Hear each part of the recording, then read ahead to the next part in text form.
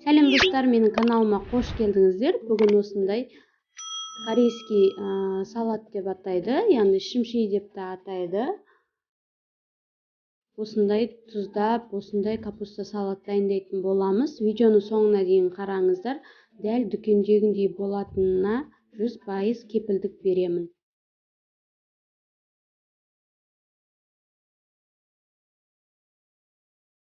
Біздің осындай капустамызды мен екі капустаны екі түрлі қылып тұздау әдісін көрсететін боламын. Өздеріңізге қайсысы ыңғайлы, солай жасасаңыздар болады. Екеуімен де тұздасаңыздар, екеуінікі де бірдей болып шығады, яғни тұзға сіңген капусталарымыз. Сондықтан қорықпай жасай берсеңіздер болады. Ең алдымен осылай бірінші капустамызды 4 бөлікке бөліп аламыз. Осылай капустамызды 4 бөлікке бөліп аламыз. Содан соң үлкен ыдысымызға капусталарымызды салатын боламыз.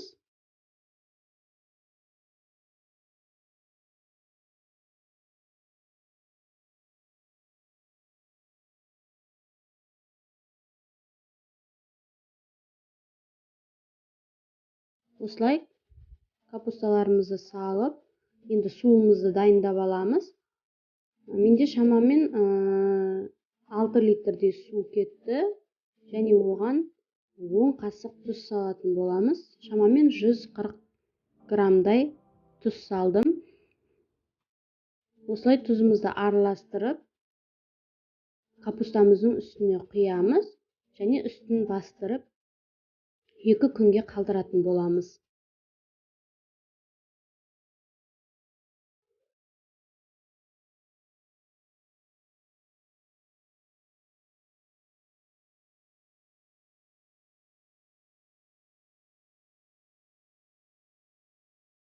Енді екінші капустамызды тұздайтын боламыз. Осылай дөңгелек қылып, осындай артқы бөлігін алып тастаймыз. Содан соң барлық қабаттарын алып шығатын боламыз.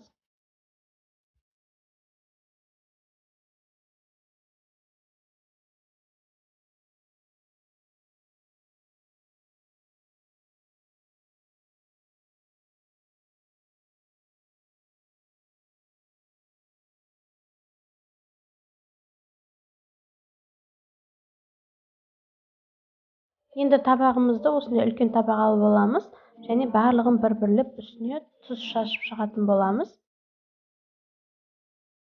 Екеуімен де екі түрлі әдіспен де жасай берсеңіздер болады. Екеуі де бірдей болып шығады дәмі.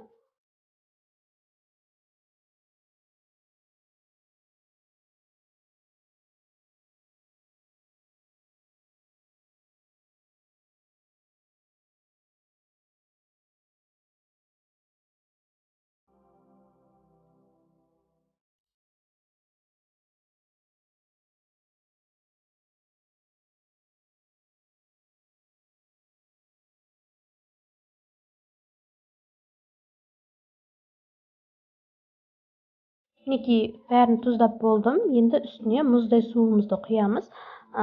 Біреулер ыстық су құйып жатады. Ыстық су құюға болмайды. Ол капустаның бір түрлі өзінің бір иісі болады. Сол иісі шығып кететін болады. Сондықтан мұздай су құйып, үстіне ауыр зат қойып, 2 күнге қалдыратын боламыз. Осылай. Енді ішіне салатын бұрыштарымызды дайындап аламыз. Мен осындай қызыл тәтті бұрыш пен қызыл ащы бұрышты араластырдым. Қызыл ащы бұрышымыз 10 штук, тәтті бұрышымыз 4 штукты блендермен езгілеп алдым. Екеуінің дәмі ерекше болып шығады. Осылай жасасаңыздар. Мен барлығын езіп алдым. Енді 2 күн тұрған капустамызды көретін боламыз. Екеу капустамыз дайын болды. Осылай қолдарыңызға қолғап қиып, немесе осылай пакет киіп, осылай барлық бөлігіне жағып шығатын боламыз. Осылай барлық капусталарымызды бұрыштап шығамыз. Сіздер капусталарыңыздың дәмін бірінші көріп аласыздар. Егер тұзы ащылы болса, бір мұздай сумен жуып алсаңыздар болады. Менің тұзымның дәмі жақсы болған соң, жуып алған жоқпын, бірден бұрыштап жібердім. Осылай барлығын бұрыштап алып, қақпағы бар ыдысқа салып, бетін жауып қоятын боламыз. Өзінің суы шығып, әдемі болады. Мінекей барлығын осылай бұрыштап алдым. Енді екінші капустамыз да дайын болды. Осылай оның дайын болғанын осылай қысып көреміз. Егер сынып қалса, онда ол әлі дайын емес деген сөз. Ал сынбаса, онда дайын капустамыз тұзға жақсы сіңген деген сөз. Осылай барлық жеріне бұрыш жағып араластырып аламыз.